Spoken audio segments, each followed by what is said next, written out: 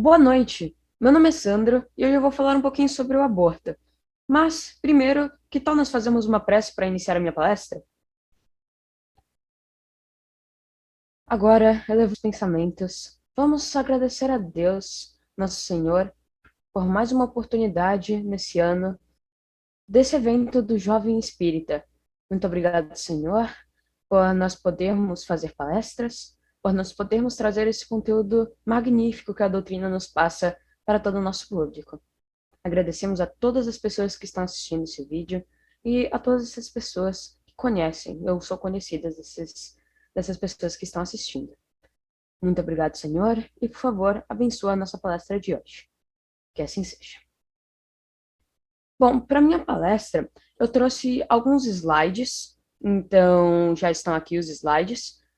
Deixa eu só aceitar aqui que a reunião está sendo gravada. Primeiramente, aqui esse primeiro slide reconta aqui, meu nome é Sandro, muito prazer, e hoje eu vim falar um pouquinho sobre o aborto.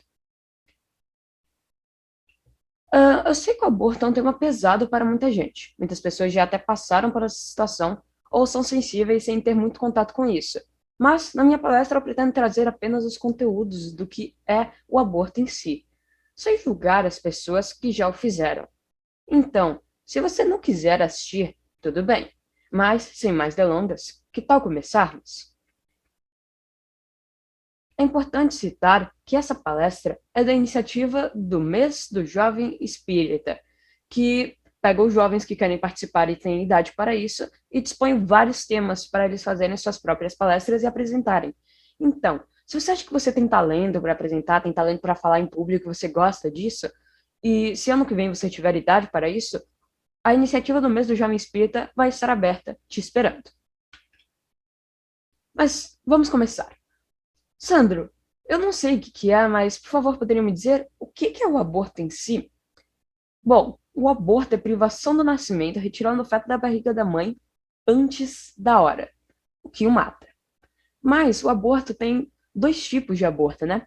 Ele pode ser espontâneo, que daí não é intencional e pode acontecer devido a problemas na gestação, ou intencional, por vontade da mãe ou de outras pessoas. Nesse caso, o feto é morto intencionalmente, que daí é quando o feto é retirado da barriga da mãe antes da hora.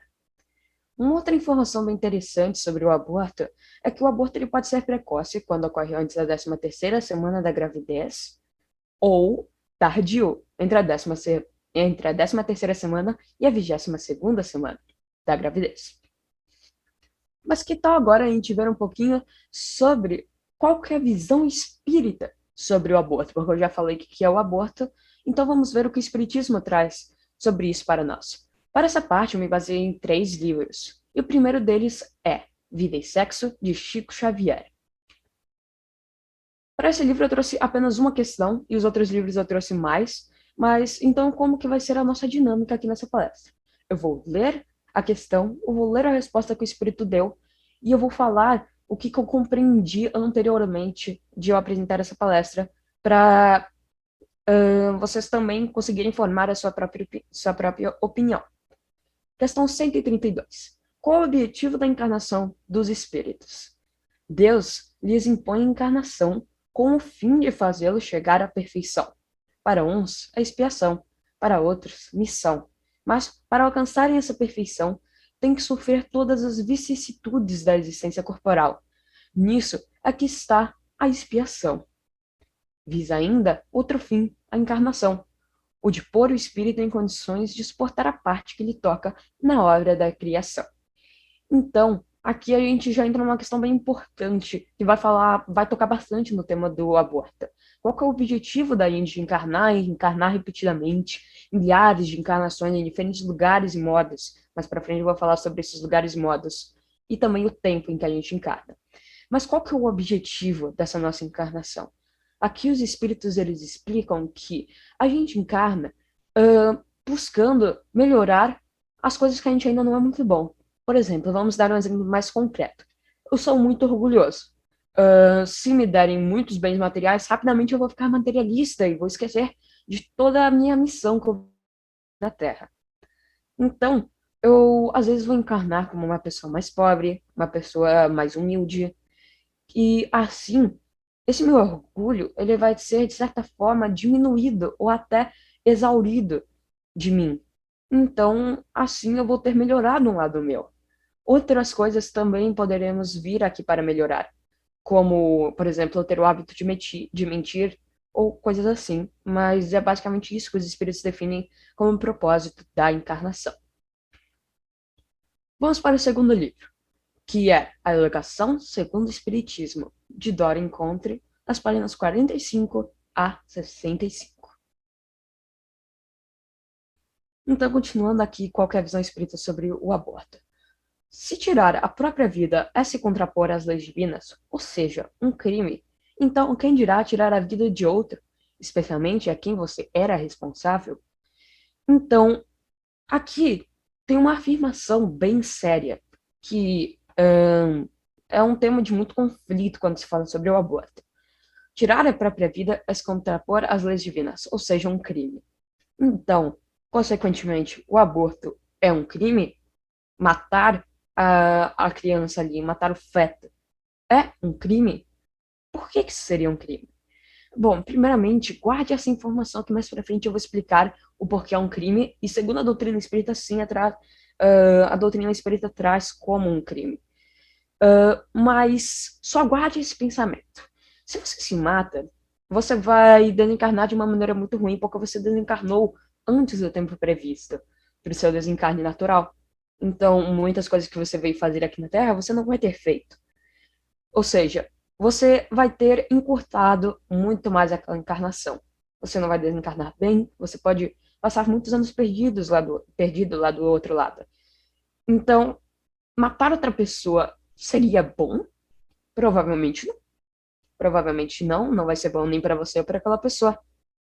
Mas guarde esse pensamento que mais para frente eu vou esclarecê-lo melhor. Agora, vamos continuar. Agora eu vou tratar um pouquinho das desculpas devido a dificuldades que os pais podem ter e por isso eles optam pelo aborto. Um problema muito apresentado que usam como justificativa do aborto é o financeiro. Porém, se Deus lhe envia um filho ou uma filha, de maneira que for, você deve aceitá-lo, pois Deus sabe que você está pronto ou pronta. Mesmo que não seja uma vida de luxos, é um resgate à humildade, e o sistema econômico não deve interromper um processo sagrado e divino. Não se deve controlar a natalidade pelos abortos, e sim pelos anticoncepcionais. Então, a mãe vai pensar, a mãe ou o pai ou outra pessoa, vão pensar, eu não vou ter condições de dar atenção para o meu filho. Eu não vou ter condições de bancar uma boa escola para o meu filho. Enfim, a educação que meu filho vai ter ou vai ser muito ruim ou não vai ser existente. Ou seja, a vida do meu filho não vai ser boa. Então, às vezes, vale mais a pena ele não ter essa vida, não ter essa encarnação, do que ele ter essa encarnação ruim. Porém, aqui a gente entra com dois fatores principais. Primeiro, tenha fé em Deus. Pode parecer um caminho espinhoso, pode parecer um caminho difícil, mas ter um filho, não importa em que condição seja, mesmo que seja na condição de estupro ou que não seja, mesmo que seja com dificuldades materiais ou que não tenha dificuldades materiais, mesmo assim, confie em Deus. Tenha esse filho. Que já entra na segunda questão que eu ia falar agora. Por quê? Por que que eu vou confiar? Meu filho, ele vai vir e ele vai ter muitas dificuldades. Mas, às vezes, o seu filho, ele precisa ter essas dificuldades aí, precisa passar por essas dificuldades. E seu filho passando por essas dificuldades, talvez até te ajude em alguma questão, como a responsabilidade de pai e mãe. Talvez o seu filho, ele tenha vindo tanto para te ajudar como ajudar a si próprio. E você, a mesma coisa, se ajudar e ajudar a ele, o que vai só reforçar os seus laços. Enfim, mesmo que pareça um caminho espinhoso, mesmo que pareça uma encarnação que é melhor perder do que ter, se você vai ter um filho, se você vai ter uma filha, decidindo ou não que você iria ter, mesmo que isso tenha acontecido sem querer, mesmo que tenha acontecido por querer, tenha esse filho ou filha, tenha fé em Deus. E pode contar com seus amigos, porque os amigos de verdade sempre estarão lá para te ajudar. Porque Deus, a gente faz uma prece e a gente se conecta com Ele. Mas às vezes a gente precisa de alguém ali na nossa frente para conversar. Então saiba que você não está sozinho. E se você está passando por essa situação, ou você já passou, pode contar com a ajuda de outras pessoas e de Deus. Mas então agora que tal a gente ir para o nosso querido Livro dos Espíritos, por Allan Kardec. Capítulo 7. Capítulo 7. De volta da volta do espírito à vida corporal. Questões 330 a 360. Eu sei que são 30 questões, daí a pessoa fica meio perdida. Mas se vocês quiserem conferir, eu vou passando questão por questão, que traz, assim, pontos importantes sobre o aborto aqui. Então, depois, se você quiser conferir, eu vou passar aqui logo em seguida. E agora, uma fala minha, que eu consegui compreender da minha leitura do Livro dos Espíritos. O espírito reencarnará do jeito, momento e lugar que mais necessitar para se esforçar e vencer suas dificuldades mais urgentes e menos urgentes. Sua encarnação é o meio de vencer suas dificuldades e seus problemas. Então, aqui a gente aborda também a primeira questão do primeiro livro que a gente acabou de abordar ali na visão espírita sobre o aborto, que é o porquê da encarnação. Mas eu não vou focar tanto nela porque a gente acabou de falar ela aí alguns minutinhos atrás. Então, eu vou focar numa questão que não ficou muito bem esclarecida por ela. O espírito, ele vai encarnar do jeito, momento, lugar que mais necessitar para se esforçar e vencer suas dificuldades? Como assim, Sandra? Eu não entendi muito bem. Então, vamos por partes. Jeito. O jeito que esse espírito ele vai encarnar. Se ele vai encarnar, como a gente chama, uma gíria popular, em berço de ouro, que significa que ele vai encarnar numa família rica, mas vai precisar trabalhar. Ele vai encarnar numa família bem pobre, vai ter que trabalhar desde criança. Tudo isso é o jeito que esse espírito vai encarnar. E esse jeito vai ser necessário dependendo do que ele precisar se esforçar para vencer suas dificuldades. Então, se ele tiver um orgulho muito forte, muita ganância, muita facilidade de se apegar às coisas materiais, muitas vezes ele vai encarnar do jeito numa família pobre, de um jeito pobre. Agora, falando um pouquinho mais do momento e lugar, porque minha fala fica meio restrita, excluindo esses dois. Esses dois a gente tem que falar juntos. Momento e lugar. O lugar vai depender cidade, país, estado, porque existem diferentes lugares. Existem países de terceiro, segundo e primeiro mundo, que vão ter muitas diferenças no meio de como esse espírito vai encarnar. Mas eu falei muito sobre as questões materiais, de dinheiro, de como que ele vai encarnar, se ele vai ser pobre ou rico, mas não são só essas questões. São as questões também da atenção que os pais vão poder dar. Que é o jeito que ele vai encarnar ali, também entra no jeito. Ele vai encarnar numa família que não vai dar muita atenção, ou que vai dar muita atenção. Às vezes ele vai encarnar num momento, nesse lugar, ele vai encarnar num país, que é o lugar, no momento em que os pais estão tendo que trabalhar muito mais. Então ele encarnou de um jeito, momento, lugar, num país que os pais estão tendo que trabalhar muito mais e não estão podendo dar muita atenção a ele durante toda a sua infância.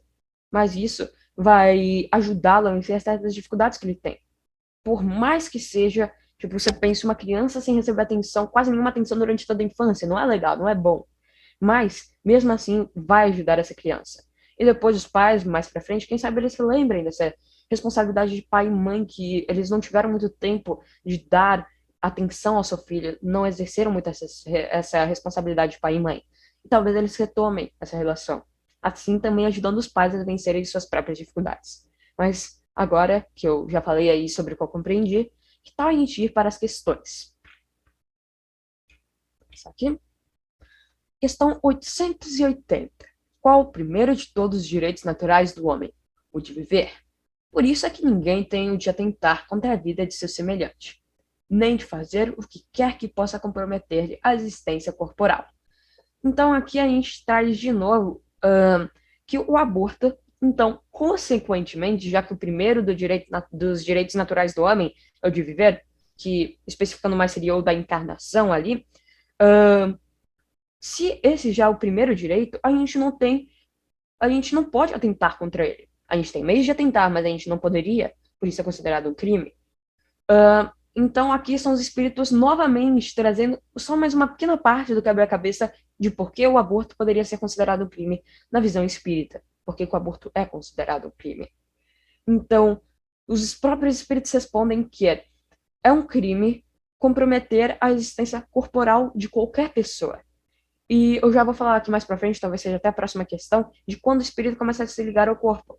O que, consequentemente, diz que, sim, matar o feto é tirar a vida corporal de um espírito, porque o espírito já está conectado ao feto. Já vou explicar um pouquinho sobre quando ele se conecta, mas ele já está conectado. Ou seja, é uma agressão ao primeiro direito natural de todos os homens. Aqui, exatamente essa questão. 344. Em que momento a alma se une ao corpo? A união começa na concepção, mas só é completa por ocasião do nascimento. Desde o instante da concepção, o espírito designado para habitar certo corpo, a este se liga por um laço fluídico, e cada vez mais se vai apertando, até o instante em que a criança vê a luz. O grito que o recém-nascido solta anuncia que ela se conta no número dos vivos e dos servos de Deus. Então, aqui é uma questão importante para considerar o aborto crime ou não. Se a gente acabou de ver aqui nessa questão anterior que o aborto é um crime porque é o primeiro de todos os direitos naturais do homem, é o de viver, então a gente teria que verificar se o feto já tem alguma vida. E para a gente considerar se ele tem alguma vida, seria considerar se o espírito já está ligado a ele.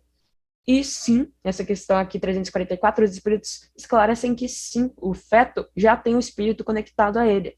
Não 100%, mas já está bem conectado nesse ponto do feto. Ele começa a se conectar no momento da concepção. O que é a concepção? É a corrida dos espermatozoides até o óvulo. O primeiro que toca ali no óvulo, o segundo, milésimo de segundo em que ele toca o óvulo, é a concepção. Esse exato momento é o momento da concepção, é que o espírito se liga. É importante dizer que o espírito ele não se liga totalmente ao óvulo, ali na hora. Ele não se liga totalmente. Porém, ele vai se ligando ao longo do tempo. Durante a infância ainda ele vai se ligando, uma curiosidade bem legal aí. Mas ali no feto ele já está bem ligado, então ele já sente dores materiais, ele já consegue compreender algumas coisas, quase nada, mas o espírito já está se conectando.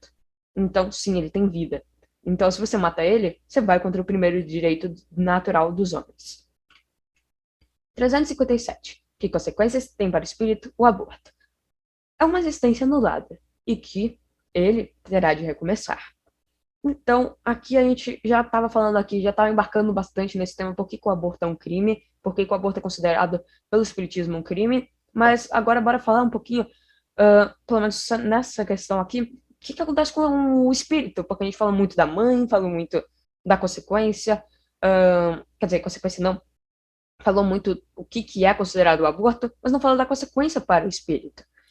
Quando o espírito ele é abortado, na maioria dos casos, infelizmente, ele persegue a mãe, ele persegue os indivíduos envolvidos, persegue o pai, persegue as pessoas envolvidas geralmente, porque o sentimento de rejeição é um negócio que ele não sustenta, ele não consegue se aguentar no sentimento de rejeição que ele sofreu da própria mãe e de outras pessoas. E tem raros casos que ele não persegue ninguém e depois de um tempo dele se recuperar, porque ele não sai totalmente de boas e só vai para o próximo corpo, ele tem um tempo para se recuperar, ele só encarna de novo. Mas muitas vezes ele vai realmente procurar a mãe, procurar o pai, procurar pessoas relacionadas para perseguir. Mal tendo se recuperado, já vai fazer isso. Depois de um longo tempo fazendo isso, notando que ele não deve mais fazer isso, ele provavelmente vai reencarnar quando ele estiver pronto. E agora, 358. Constitui crime a aprovação do aborto em qualquer período da gestação? Tudo isso que eu falei do Livro dos Espíritos, a Educação segundo o Espiritismo, Vida e Sexo de Chico Xavier, tudo isso se resume na questão 358 do Livro dos Espíritos. Se você quiser gravar esse número aí, olha, 358 do Livro dos Espíritos, para depois procurar em casa. Essa questão resume tudo, assim, eu só expliquei anteriormente para a gente conseguir entender ela melhor, mas eu vou lê-la. Há crime sempre que transgrides a lei de Deus. Uma mãe, ou quem quer que seja, cometerá crime sempre que tirar a vida a uma criança antes de seu nascimento. Por isso, que impede uma alma de passar pelas provas a que serviria de instrumento o corpo que se estava formando. Aqui é o ponto que se estabelece, finalmente, completou o quebra-cabeça, porque o Espiritismo considera que o aborto é um crime. Ele considera que o aborto é um crime porque, primeiramente, sempre que transgrides a lei de Deus, é um crime. Sempre que transgrides qualquer lei, é um crime. E a primeira lei, o primeiro direito natural dos homens é o de viver. Logo, a gente acabou de ver uns slides atrás que o feto ele já tem vida. Então, se a gente mata o feto, a gente está transgredindo a lei de Deus, que é o primeiro direito natural dos homens. E o que já torna um crime. Mas, para complementar o porquê que seria um crime, o espírito ele não veio só por vir aqui, vou curtir. Não, ele sempre vem com algo para melhorar, para algo para lhe fortalecer, tanto em você quanto nele, ou às vezes só nele. Mas ele vem com essas missões e você corta tudo isso. Imagina o tempo que ele esperou para essa encarnação. Agora vocês vão poder se reunir novamente. Às vezes você já tem alguma briga de vida passada que agora vocês vão retomar laços fraternais. E você cortou tudo isso. Então, o sentimento de rejeição que ele vai sentir é muito grande e você cortou toda uma vida, todo um planejamento de uma vida quando você cometeu o aborto. Então, é considerado um crime pelo Espiritismo a partir dessas afirmações que eu acabei de propor aqui. Novamente, o que eu estou falando é o que os livros que eu acabei de ler trazem. São o que os espíritos falam. Não é minha opinião pessoal necessariamente. Mas agora, que tal a gente falar um pouquinho sobre a visão científica e legal sobre o aborto? Espera um pouco que ele saia de slide. Qual a visão científica e legal sobre o aborto? Bom, aqui eu sei que está toda a informação reunida aqui, mas vamos aumentá-la aqui nos próximos slides. Aqui no Brasil, o aborto é permitido em casos de estupro, risco à vida da mãe ou anencefalina, que é o caso do bebê nascer com cérebro subdesenvolvido e crânio incompleto. Então, aqui no Brasil, diferente de outros países têm outras regras, outras leis, é apenas permitido em 3 casos o aborto, que seria o risco à vida da mãe, ou seja, ameaça à mãe, estupro, que a mãe, ela tecnicamente ali, ela não teve muita escolha do ponto de vista científico ali, ela não teve muita escolha se ia ter o filho ou não, então ela pode cometer o aborto, isso é tudo aborto proposital. E a anencefalina, que representa o risco ao bebê. Agora, que tal a gente ver um pouquinho sobre o que a lei fala? Na Assembleia Geral das Nações Unidas, em 10 de dezembro de 1948, o seguinte artigo foi publicado. Artigo 3. Todo ser humano tem direito à vida, à liberdade e segurança pessoal. Então a gente vê aqui que não é apenas o espiritismo, não é apenas a ciência, são as leis que nós, quando encarnados, delimitamos aqui. Tudo isso mostra que todo ser humano tem direito à vida e que o aborto ele não é certo. Mas, falando um pouquinho mais dos dados, 1/4 das gestações termina em aborto espontâneo. Lembrando que espontâneo é diferente de proposital. O que dá 23 milhões de abortos por ano. Então, 23 milhões de mamães que perdem seu filho por aborto espontâneo. Que é uma estatística bem triste, mas é a realidade. E agora chegamos ao último slide de conteúdo aqui da minha palestra. consequências na saúde. A gente falou muito do que acontece, mas do que acontece antes e durante. Mas e durante a gente só falou assim sobre o que acontece depois com o espírito. Mas o que acontece depois com as pessoas que estão encarnadas? As consequências são geralmente graves. Uma consequência física pode vir para a mãe, especialmente se não for feito o aborto com um cuidado médico. Uma consequência mental pode vir tanto para a mãe, quanto para o pai, quanto para crianças ou outras. Esses outros são pessoas envolvidas. Uma consequência espiritual, mãe, pai, criança e outras. Agora, uma obsessão e vingança, vocês podem ver que eu deixei em branco ali do lado. Você pensa, Sandra, você esqueceu de preencher? Não, não esqueci de preencher. Apenas estão em branco porque eles podem simplesmente não acontecer, ou acontecer com apenas um desses indivíduos. Ah, então, pode só acontecer com a mãe, ou com o pai, ou com as crianças, ou com outros que são pessoas relacionadas, ou pode não acontecer com ninguém. Então, não é algo que eu possa delimitar, vai acontecer com tal pessoa, não tem como. Mas, muito obrigado por me assistir durante esses minutos. Agradeço realmente de coração. E abrace sua mãe e agradeça por tudo, porque ela é sua verdadeira heroína. Mas agora que eu terminei minha palestra, que tal nós encerrarmos com uma prece? Deus, novamente lhe agradeço por essa oportunidade de passar o conteúdo que eu vim trabalhando durante esses meses para mostrar para o público. Muito obrigado, Senhor, por essa doutrina linda ter sido criada. Muito obrigado, Senhor, pela oportunidade da, da iniciativa do mês do Jovem Espírita e para eu poder participar. Muito obrigado, Senhor. Muito obrigado a todos vocês que assistiram a minha palestra. Que assim seja.